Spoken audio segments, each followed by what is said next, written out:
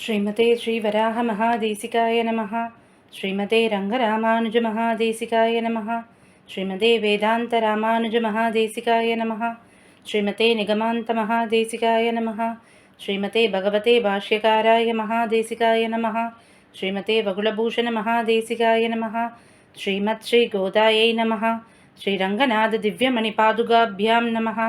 श्री तरंगमुगनंदिनी हेमाब्ज नायिका समेत श्री देवनाथ परब्रह्मणे नमः. श्रीमान् वेंकटनाथार्य कवितार्किक केसरी वेदांताचार्य वर्यो मे सन्निधत्तां सदाकृति.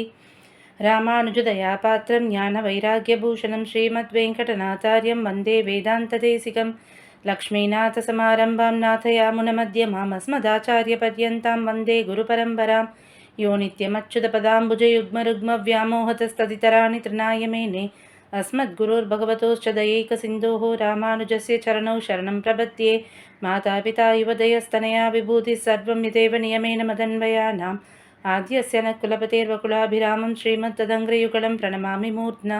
भूतं सरश्च महदाह्वय पट्टनाद श्रीभक्तिसारकुलशेखरयोगिवागान् भक्ताङ्घ्रिरेणुपरकालेतीन्द्रमिश्रान् श्रीमत्पराङ्कुशमुनिं प्रणतोऽस्मि नित्यम्.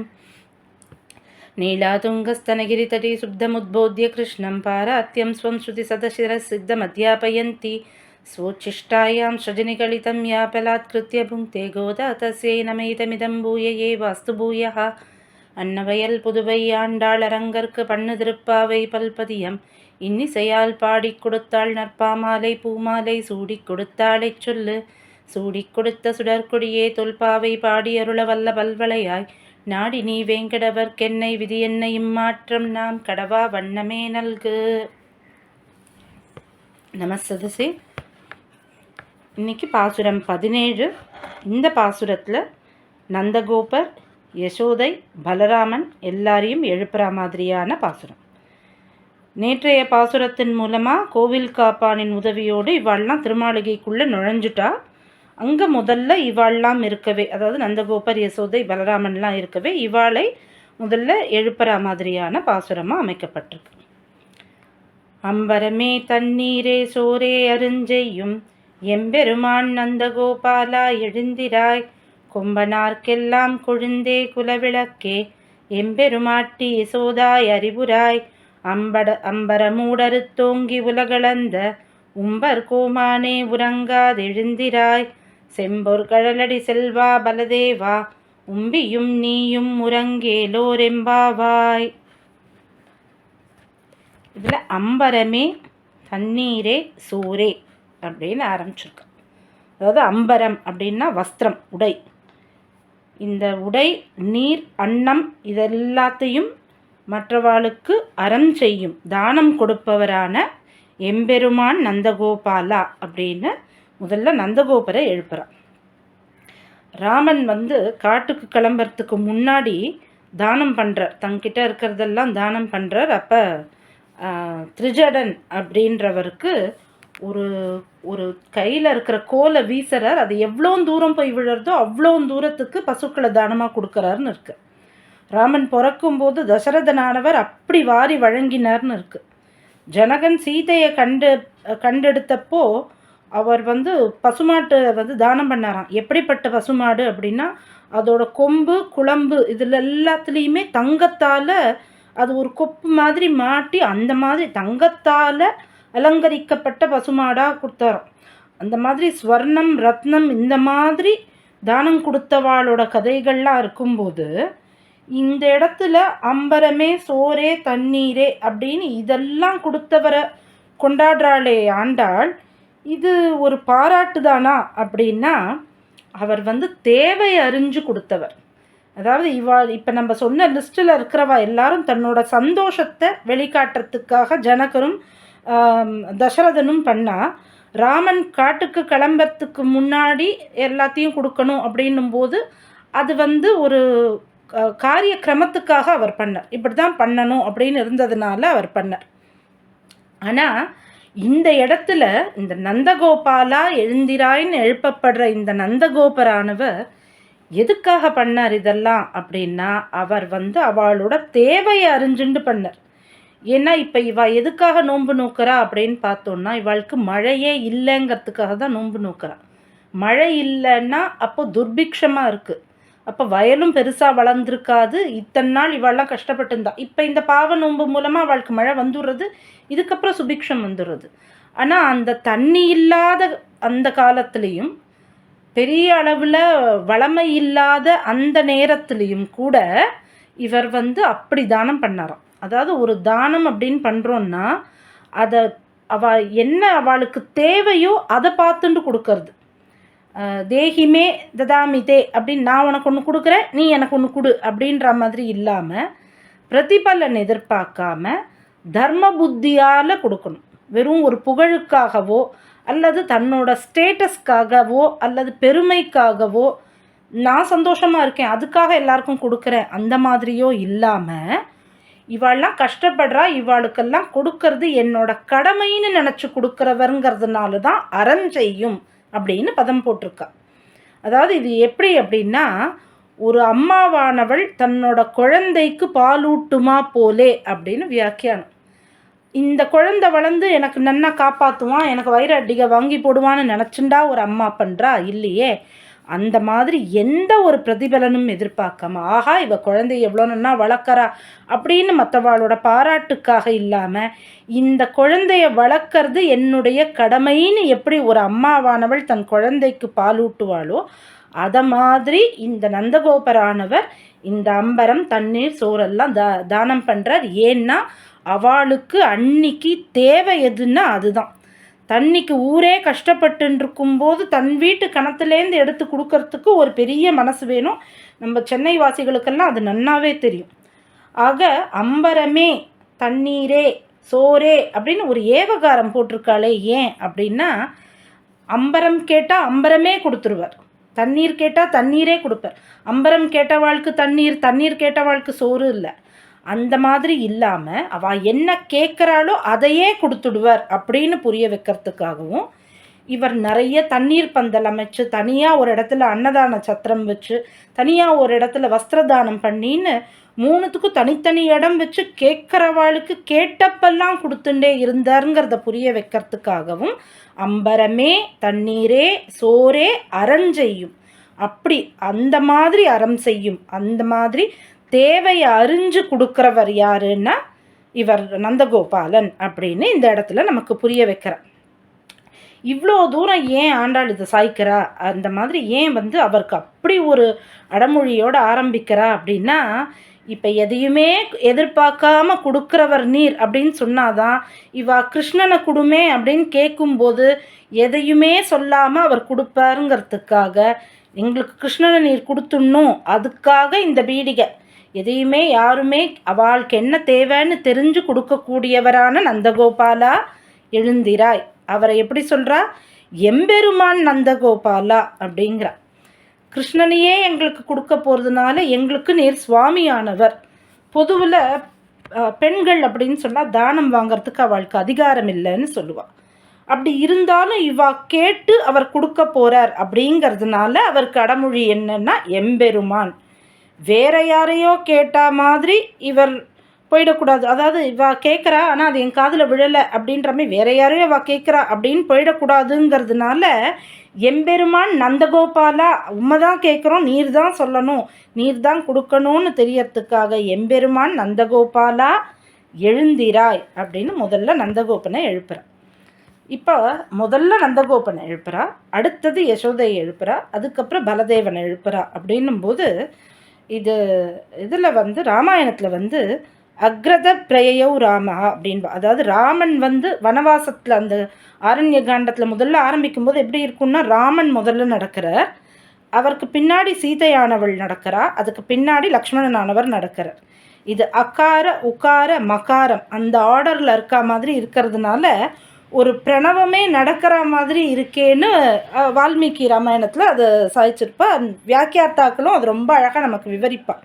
அதே ஆர்டரில் இந்த இடத்துல முதல்ல நந்தகோபனை எழுப்புறா, அடுத்தது யசோதை எழுப்புறா, அதுக்கப்புறம் பலதேவனை எழுப்புற மாதிரியான ஆர்டரில் ஆண்டாளானவள் நமக்கு இதை கொடுத்துருக்கா. அடுத்தது இதை வேறு விதமாகவும் வியாக்கியானம் பண்ணுறா. எப்படின்னா, அம்பரமே தண்ணீரே சோரே அறஞ்செய்யும் எம்பெருமான்.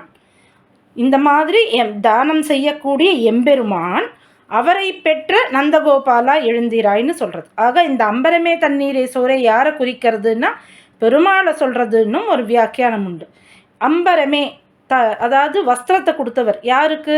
திரௌபதிக்கு கொடுத்தார் பெருமாள். தண்ணீரே, இந்த பாரத போரும்போது அந்த குதிரைகள்லாம் ரொம்ப விக்கிச்சு போய்த்தான், அதுங்களுக்கு தண்ணி இல்லாமல் போர் புரியும் போது ரொம்ப சிரமப்பட்டுருத்தான். அப்போ பெருமாள் அந்த குதிரைகளை தடவி கொடுத்து அதுங்களுக்கு அந்த தண்ணீரை கொடுத்து மேலே அதை அந்த போருக்கு தயார் பண்ணாராம்.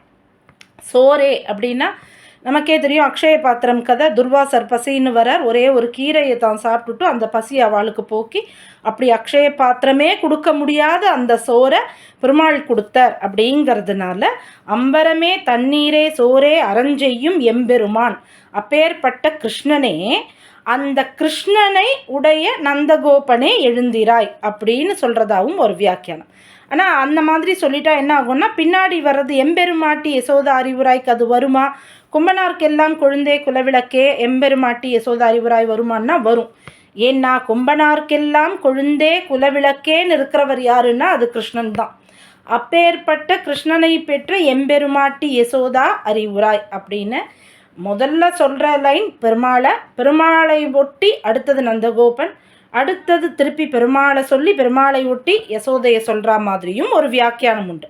இல்லை கொம்பனார்க்கெல்லாம் கொழுந்தே குலவிளக்கே எம்பெருமாட்டி யசோதாய் அறிவுராயின்றது நேர யசோதையை தான் சொல்கிறதுன்னும் வியாக்கியானம் உண்டு. அதாவது இவ கொடி போல மெலிந்து இருப்பவள். இந்த ஆயர்குலம்ன்றது ஒரு கொம்புன்னா அதோட கொழுந்து யாருன்னா இந்த யசோதை. ஏன்னா அந்த கொழுந்து வாடித்துன்னா அந்த கொம்புக்கு ஏதோ ப்ராப்ளம்னு தெரியும். அதாவது இதை வேறு எப்படி சொல்லணும்னா கொம்புக்கு ஏதாவது பிரச்சனைன்னா அந்த கொழுந்து வாடிடும். ஆக அந்த ஆயர் குலத்துக்கே இவ கொழுந்துன்னா அந்த அந்த குலத்துக்கு ஏதாவது பிரச்சனைனா அது யசோதையோட முகத்தை பார்த்தாலே தெரிஞ்சிடுமா. ஆக ஆயர் குலத்து அணிவிளக்குன்றது அது யசோதையை சொன்னாலும் சரி, இல்லை நம்ம ஆழ்வார் சாய்ச்சா மாதிரி ஆயர் கொழுந்தாய் அவரால் புடையுண்ணும் மாயபிரானை என் மாணிக்க ஜோதியை தூய வமுதை பருகி பருகி என் மாயப்பிறவி மயர் வருத்தேனேன்னர். ஆயர் கொழுந்தாய் அப்படின்னு பெருமாளையே நேர சொல்லியிருக்கார். அதனால் பருகி பருகி அவருக்கு ஒரு தடவை அந்த அந்த அமுதத்தை பருகினா போகிறல, பருகி பருகின்னு அவர் ஆழ்வார் உருகி உருகி எழுதியிருக்கிறது. ஆக அந்த மாதிரி ஆயர் கொழுந்துன்றது கிருஷ்ணனுக்கும் பொருந்தும், ஆயர் கொழுந்துன்றது யசோதைக்கும் பொருந்தும். ஞாலத்து புத்திரனை பெற்றார் நங்கை மீர் நானே மற்ற யாரும் இல்லைன்னு யசோதை தன்னைத்தானே புகழ்ந்துக்கிறான். இந்த மாதிரி ஒரு குழந்தைய நான் பெற்றிருக்கேனே அப்படின்னு. குலவிளக்கே அப்படின்னா இந்த யசோதையானவள் தந்தையின் குலம் கணவனின் குலம் ரெண்டுத்துக்குமே மேன்மை அடையிற வரைக்கும் அந்த அந்த அந்த விதமாக அவள் நடந்து கொள்றதுனால இவள் குலவிளக்கு அப்படின்றது. இந்த குலவிளக்குலேருந்து ஏற்றப்பட்டது தான் அந்த ஆயர் குல அணிவிளக்கு. நம்ம முன்னாடியே கிருஷ்ணனை பார்த்தோம். ஆக யசோதையை எழுப்புறா. யசோதை அப்படின்னா யசோ அப்படின்னாலே புகழ்னு அர்த்தம், யசகா அப்படின்னா புகழ்னு அர்த்தம். இவோ எல்லாருக்கும் புகழை கொடுக்குறவோ, இவளால் எல்லாருக்கும் புகழ் ஏற்படுறது. இந்த மாதிரி ஒரு புகழ் அப்படிங்கிறதே இவ யசோதைக்கான புகழ் அப்படிங்கிறது யார் சொல்கிறான்னா தேவகி வாயால் கேட்டோன்னா நமக்கு தெரியும். அதாவது எப்பேற்பட்ட யசோதை தெரியுமா இவோ அப்படின்னு அவள் சொல்கிற விதத்தில், தேவகி சொல்கிற விதத்தில் பார்த்தோன்னா யசோதையோட புகழ் நமக்கு புரியும். முழுதும் வெண்ணெய் அலைந்து தொட்டுண்ணும் முகிழன் சிறு தாமரை கையும் எழில்கொள் தாம்பு கொண்டடிப்பதற்கு எழ்கு நிலையும் வெண்தயிர் தோய்ந்த செவ்வாயும். கிருஷ்ணன் திருடிட்டான், அடுத்தாத்துல போய் வெண்ணெயை எடுத்துட்டான். அந்த ஃபுல்லாக வாய் கை எல்லாம் கையும் களவுமா மாட்டின்ட்டான். இப்போது தாம்பு கொண்டு அடிப்பதற்கு அவெல்லாம் ரெடி ஆயிட்டா. அப்போ அந்த யசோதை தாம்பை வச்சு அடிக்கிறதுக்கு ரெடியாக இருக்கா. அப்போ கிருஷ்ணர் எப்படி இருக்கார்னு ஆழ்வார் சாய்க்கிறார். அழுகையும் அஞ்சி நோக்கும் அந்நோக்கும் அணிகொள் செஞ்சிருவாய் நெளிப்பதும். உதடு அப்படியே பிதுக்கிண்டு வருது அழுகைக்கு. அழுகையும் அஞ்சி நோக்கும் அந்நோக்கும் அணிகொள் செஞ்சிருவாய் நெளிப்பதுவும் தொழுகையும் இவை கண்ட அசோதை தொல்லை இன்பத்து இறுதி கண்டாளேன்னு தேவகி வார்த்தையாக சாய்க்கிற. தொழுகையும் இந்த உலகமே பெருமாளை கைகூப்பி சேவிச்சுருக்கு.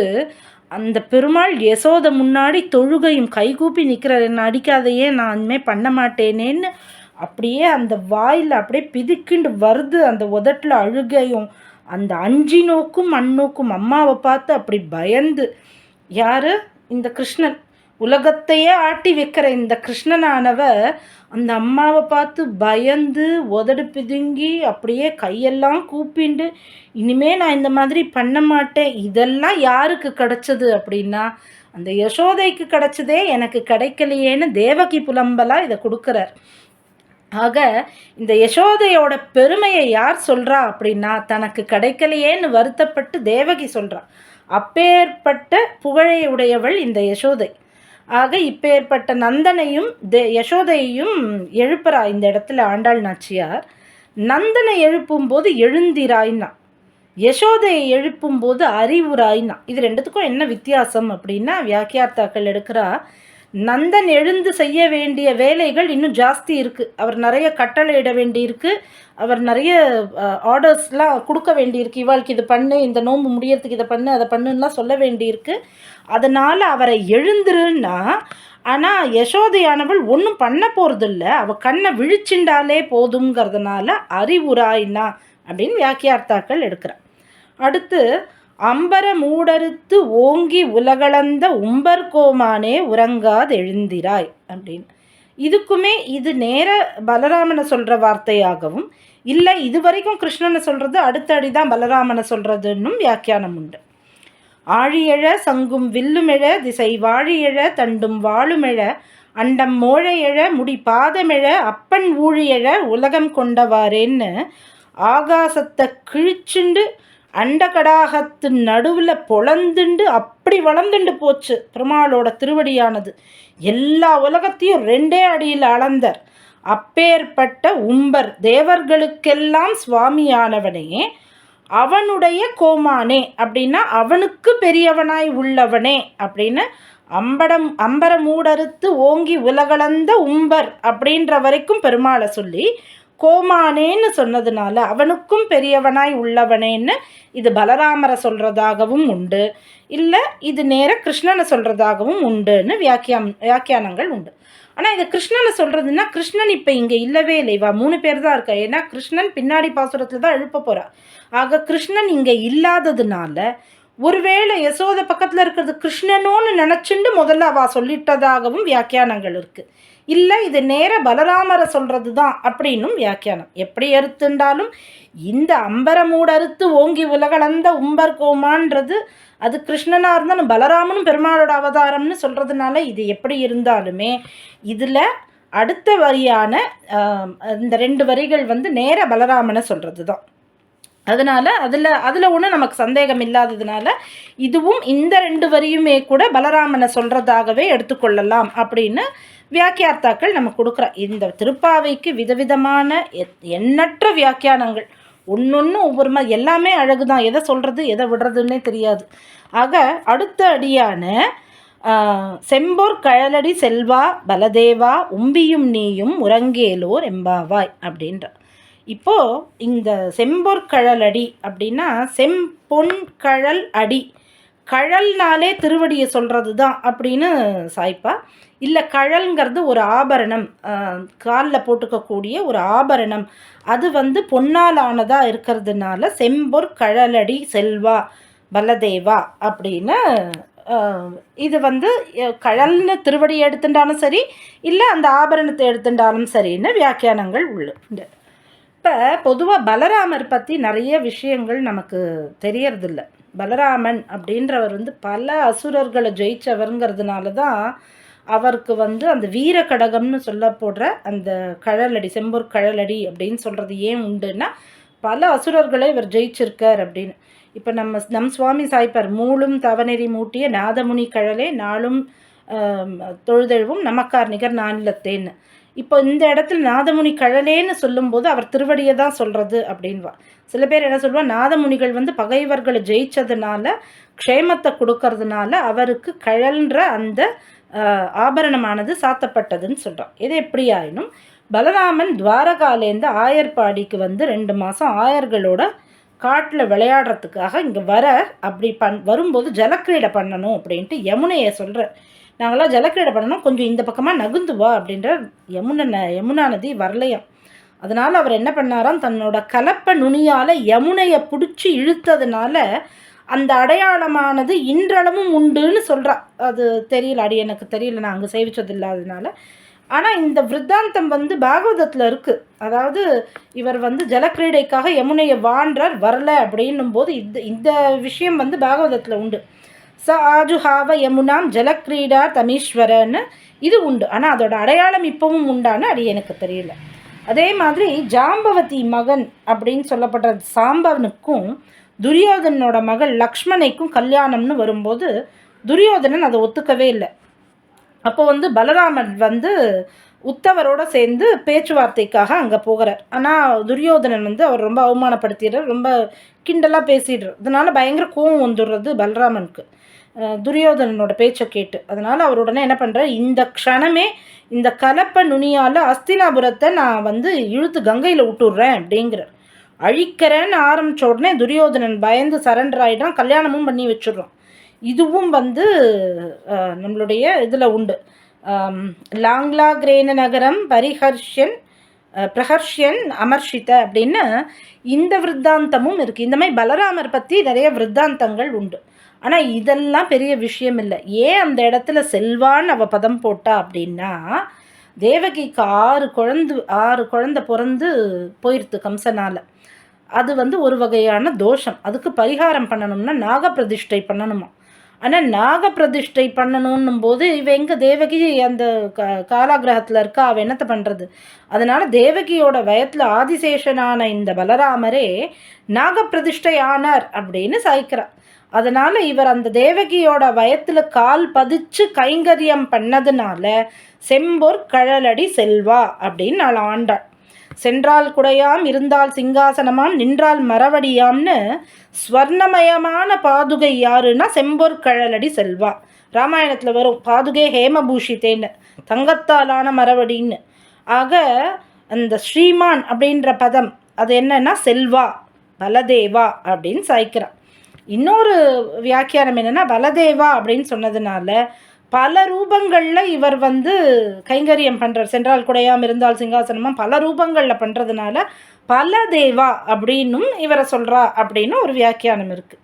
ஏன் இப்படி கூப்பிட்டா, இப்போ எதுக்கு பலதேவரை கூப்பிட்றா அப்படின்னா, போன யுகத்தில் ராமனா அவர் இருந்தப்போ லக்ஷ்மணனா இவர் இருந்து புருஷகார பூதனாக இருந்து குஹன், அனுமான், விபீஷணன் எல்லாரோடையும் ராமனை சேர்த்து வச்சு ஹெல்ப் பண்ணது யாருன்னா லக்ஷ்மணன் தான். அதே மாதிரி இப்போ நாங்கள் வந்திருக்கோம், உங்களுக்கும் நீங்கள் தான் பண்ணணும் அப்படிங்கிறதுனால அவரோட உதவியை இங்கே கேட்டு வந்திருக்கிறதுனால அவரையும் தூக்கத்திலேருந்து எழுப்பறா அப்படின்னு வியாக்கியானம். ஆக இந்த பாசுரத்தில் முதல்ல நந்தகோபரையும் யசோதையையும் பலராமரையும் எழுப்புவதா அமைஞ்ச பாசுரம் இது. இதோட ஸ்வாபதேசம் அப்படின்னு பார்த்தோன்னா, அம்பரமே தண்ணீரே சோரே அப்படின்னு சொல்லும்போது இது 3மே எப்படி இந்த வாழ்க்கைக்கு நமக்கு ரொம்ப முக்கியமோ, இது 3ம் இல்லாமல் நம்மளால் இங்கே ஜீவிக்க முடியாதோ, அதே மாதிரி தத்துவஹித புருஷார்த்தம் இந்த 3ம் நமக்கு ரொம்ப ரொம்ப முக்கியங்கிறதுனால எந்த விதமான பலனையும் எதிர்பார்க்காம இந்த முக்கியமான 3த்தையும் நமக்கு உபதேசம் செய்யக்கூடிய, நமக்கு ஆனந்தத்தை அளிக்கக்கூடிய நந்தன் அப்படின்னா ஆனந்தத்தை கொடுப்பவன், கோபாலன் அப்படின்னா வேதத்தை காப்பாற்றுப்பவன் நம்ம முன்னாடியே பார்த்தோம். ஆக அப்பேற்பட்ட ஆச்சாரியனே எழுந்திராய் அப்படின்றதன் மூலமாக அனுகிரகிப்பீராக அப்படிங்கிறார்.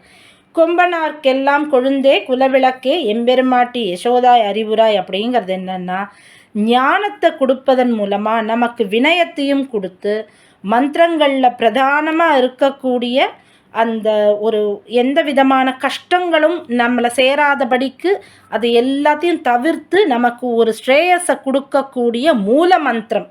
யசோன்னா நமக்கு ஒரு புகழை கொடுக்கக்கூடிய மூல மந்திரம். அந்த மந்திரத்தை சேவிக்கிறா அறிவுராய் அருள் புரிவாயாக அப்படின்னு. ஆக நந்தகோபரை சொல்கிறது ஆச்சாரியனையும், இந்த யசோதையை சொல்கிறதுன்றது மூல மந்திரத்தையும் சொல்கிறதாகவும், அம்பர மூடறுத்து எல்லா இடங்கள்லையும் பரவி இருக்கக்கூடிய கோமானே நித்திய சூரிகளுக்கு எஜமானனான பகவானே உறங்காது எங்களோட விஷயத்தில் ஆலசியமின்றி, அதாவது ஒரு இவளுக்கு போய் பண்ணணுமா அப்படின்லாம் இல்லாமல் எழுந்திராய் அனுகிரகம் செய்வீராக அப்படின்னு கேட்குறான். செம்பூர் கழலடி செல்வா பலதேவா அப்படின்னா ஸ்வர்ணத்தால் அலங்கரிக்கப்பட்ட பகவானின் திருவடிகள். அதாவது யாரை சொல்கிறது இங்கே அப்படின்னா சந்த ஸ்ரீரங்க பிருத்வீசன் சொன்ன மாதிரி அந்த பாகவதர்களை சொல்கிறது. ஆக அந்த மாதிரி திருவடி கைங்கரியத்தில் இருக்கக்கூடிய இந்த எங்களுடைய பாகவதோத்தமர்களே, உம்பியும் நீயும், அதாவது பெருமாளும் பாகவதர்களும் சேர்ந்து வந்து எங்களை அனுகிரகிக்கணும் அப்படின்னு சொல்கிறதாக.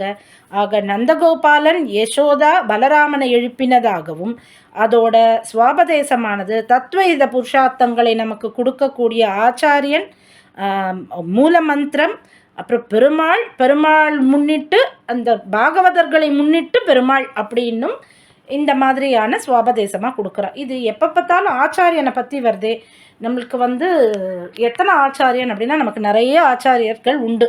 நமக்கு சமாஸ்ரயனம் பண்ணது ஒருத்தர், பரநியாசம் பண்ணது ஒருத்தராக கூட இருக்கலாம். எல்லாருக்குமே 2 பேரும் ஒரே ஆச்சாரியனாக இருப்பான்னு சொல்ல முடியாது. அதுக்கும் மேலே நமக்கு காலக்ஷேப ஆச்சாரியன்னு சில பேர் இருப்பா, தனியாக இருப்பா. எல்லாருக்கும் ஆச்சாரியன்கிட்டேயே ஆகிறதுக்கு பிராப்தம் இருக்கும்னு சொல்ல முடியாது. காலக்ஷேப ஆச்சாரியன்னு தனியாக இருப்பா. இந்த மாதிரி நம்மளுடைய எண்ணுயிர் தந்தளித்தவரை நம்ம பார்த்தோன்னா எத்தனை ஆச்சாரியர்கள் நமக்கு தெரியும்.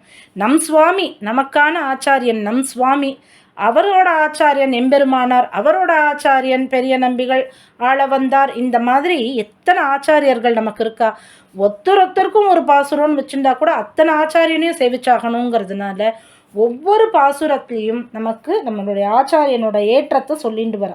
இதில் நமக்கு புரிய வர்றது என்ன அப்படின்னா, இந்த சரணாகதி மார்க்கத்தில் நமக்கு எது சுலபமான விஷயம், சுலபமான வழி எதுன்னா ஆச்சாரியன் அடையிறது தான்றது ஒவ்வொரு பாசுரத்துலேயும் நமக்கு புரிய வைக்கிற ஆண்டாளுடைய கவிதார்க்கிக சிம்மாய கல்யாண குணசாலினி ஸ்ரீமதே வெங்கடேசாய வேதாந்த குரவே நமஹா.